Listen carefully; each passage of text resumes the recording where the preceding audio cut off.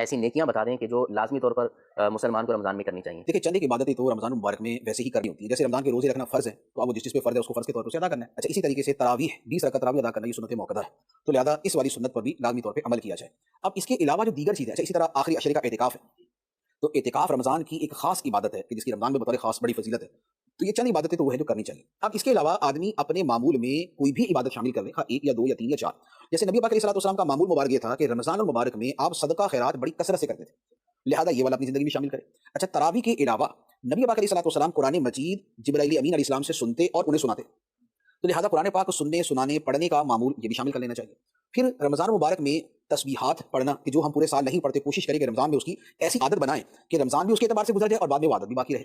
پھر اس کے ساتھ یہ بھی ہے کہ جیسے فرمایا نا کہ پہلا عشرہ رحمت, دوسرا مغفرت, تیسرا جہنم سے آزادی, تو اس کے حوالے سے جو دعائیں ہیں وہ دعائیں اپنے معمول میں شامل کر لے کہ پہلے عشرے میں رحمت کی دعا, دوسرے عشرے میں مغفرت کی دعا اور تیسرے عشرے میں جہنم سے آزادی کی دعا. اب یہ اپنی زبان میں کر لے یا عربی میں کر لے, تو اسے اپنا معمول بنا لے.